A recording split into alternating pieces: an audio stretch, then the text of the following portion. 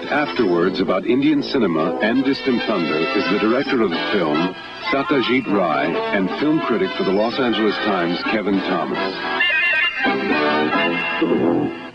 We are very lucky that we have with us Satyajit Ray, who directed A Distant Thunder.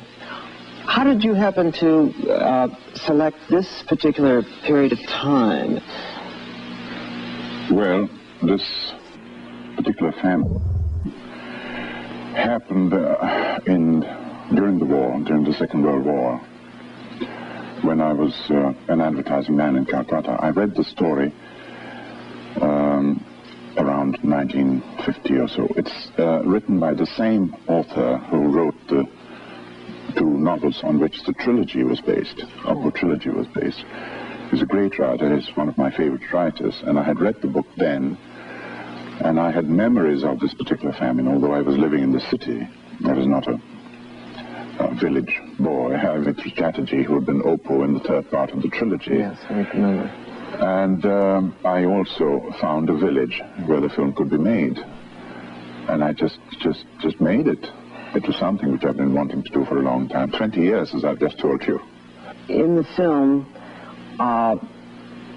the point is that this village is so remote that the villagers really don't quite understand that the war is going on and who are the adversaries. And I know that when I first saw the film and was writing about it, that it was afterwards that I found out to what extent that the famine was man-made. No, that's true. It's known as the man-made famine because there was a good harvest that year, and there was no drought, which the things that normally would cause a famine. It just so happened that the Indian troops were fighting for the British, and the food, the rice, was being diverted to the troops. The actual reason was never found out by these poor, remote villages. You know, they just began to wonder what was happening. And one of the points that the story makes, that the author makes, is that nature remained beautiful and bountiful, whereas all these poor people were dying for lack of food. And this is one of the reasons why I decided to make the film in color, although I have been attacked for prettifying the famine. But I believed that it was important to make this point, which is made in the original novel, that all these, this suffering took place in surroundings of great physical beauty. For me, what sums up the film is that recurring image of the butterflies in the mud. One day when we were not working, the weather had probably turned bad, we just saw, they were right near where we were sitting and sort of waiting for the sun to come out, that this was happening. There's some marvelous dance of butterflies. So we shot it, and I later used it in the film as a kind of a recurring symbol of nature's indifference to human suffering. And they were dancing while the people were dying. I think that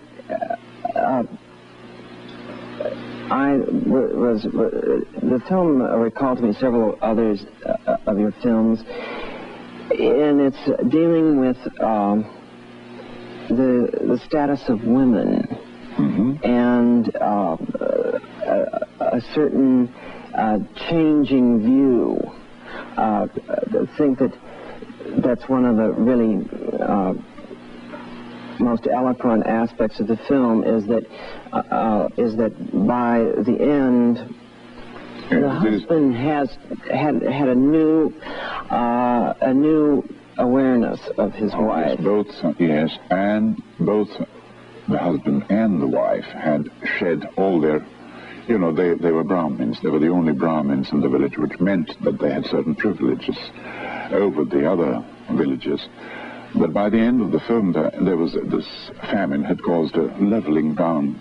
Yes. As you see, this has taken place, and they were more aware. They were more deeply involved in the surroundings, and they realized that in circumstances like these, privileges don't exist anymore, and they're being belonging to a higher caste than the other people meant nothing, which is to show that they were all one. Of course. How long did it take to make the film? Well, we had to plan it because we needed sequences in cloudy days, in the rainy season.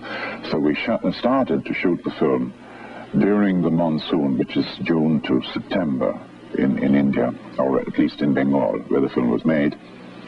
And then we also wanted the harvest, so that's October, November. So we carried on for a little longer. There was a period when there was no shooting done, but I was cutting the film at that point. So roughly, I would say about a 5-month period, starting around July, ending in November, December, and 45, 50 days of shooting spread over this period.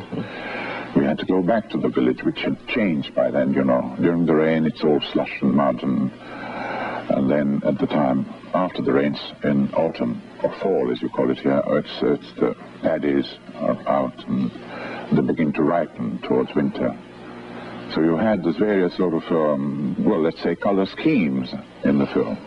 And also, it had to be authentic in terms of the actual time when the famine took place. This was the time when it took place. One of the most striking images is at the very beginning. When you see this idyllic setting of the women bathing, when you first see that, you have no idea of what century you're in until the planes come over. Right. Head. The villages haven't changed very much over the years. I mean, that image of women bathing in the river or the pond, as the case may be, and later on sort of coming back from the river to their houses carrying those brass pitchers filled with water, that could have happened 1,000 years ago. You find references in literature. You can see these images in paintings of that period. So that, juxtaposed with the planes flying overhead, sort of brings you sharply back to the present, you see. One had the feeling, though, that their lives were rather forever changed by the Yes, certainly. As I say, at the end of the film, I make an actual statement. There's a legend which says that 25, 30, 40 million people died. But I thought it would be impossible to suggest this vast scope, and I preferred to sort of confine myself to this small group of people in a single village, but suggesting at the same time that this, with the last image in the film, where this family comes, this old man, his wife, and 5 or 6 children come to take shelter in this couple's house. And the image sort of expands to show maybe 500 people walking towards the camera. And then they actually eventually ended up in the cities. They all came to Calcutta to beg for food. They were reduced to begging. Here is a film that has to do with famine, and yet is a very beautiful film that is accessible and will affect you without, being so grueling that it's impossible to watch. I think that was that it's extraordinary that we can see something that we can identify with. Yes. Instead of, if you just say baldly that all this picture is about famine, who wants to see that? It's yeah, but it's not just people dying or people suffering. There are all sorts of other things in the film. Even in the early part, I would say there are amusing touches, because this character of this man, this Brahmin who sits and sits up as a teacher, as a priest, and everything. Yes, a very pompous sort of amusing character. And that's the whole point. You see, there are amusing things happening in the early part of the film, but later, when the famine comes, and really when the realization grows that this is, we're going to have to face a very disturbing sort of future, then things begin to change. And then, of course, I end the film with the first death from famine, from lack of food, and with the realization of the people that people can die of hunger even when there has been a good harvest. So that is the point where I end the film. I don't let it go beyond that and show thousands of people die. Yes. And that was the whole point. I wanted to make the point.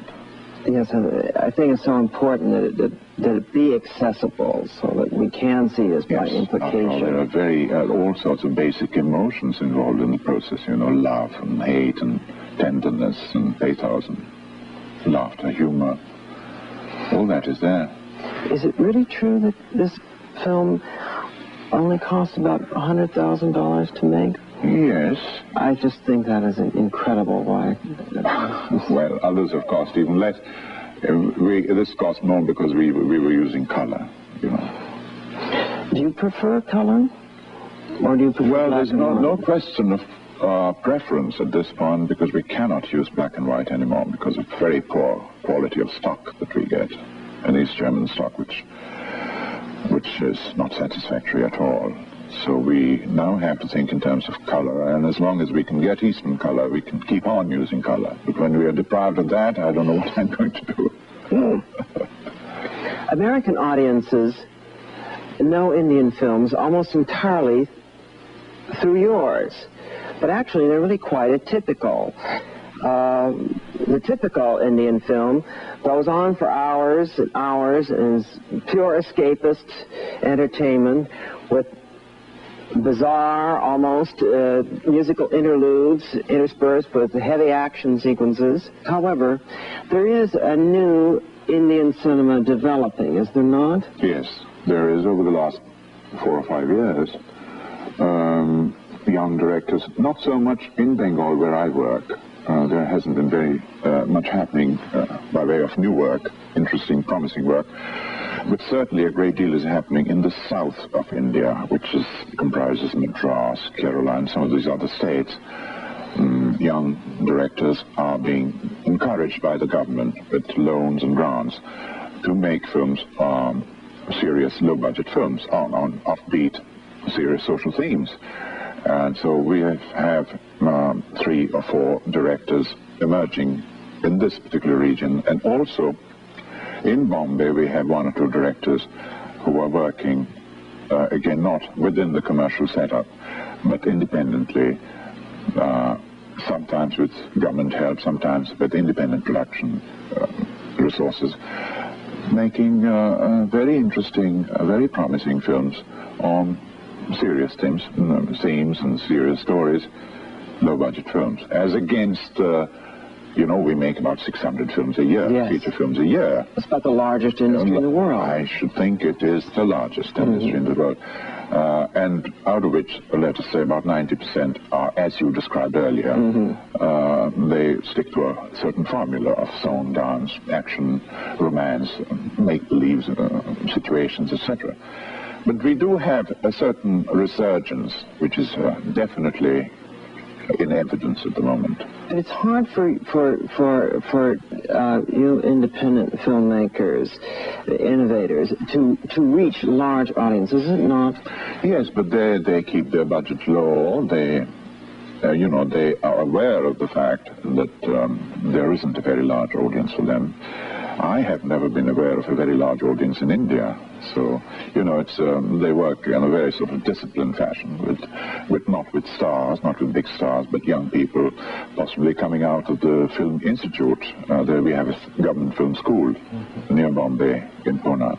And they work with these young people with small crews, and that's how they do it. And some of them have been successful. Some of them have even been sent to festivals abroad.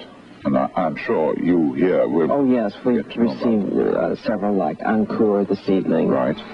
Are they shown through film clubs or in commercial theaters? No, we don't have art theaters. They are shown eventually by film clubs, also will show them. But they open commercially, maybe not in the biggest theaters, but in the smaller theaters in the major cities. And there is definitely, it has been proved that there is an audience for them. Oh, that's encouraging. Which encouraged me to make The Chess Players in Hindi, in a language which is not my own. I believe there is an audience for an offbeat Hindi film. You're now completing another of your children's films. Yes, I'm in the middle of shooting a children's film. I do them from time to time. I've done 2 already, and this is the 3rd one that I'm doing. Yeah. Oh, that's wonderful.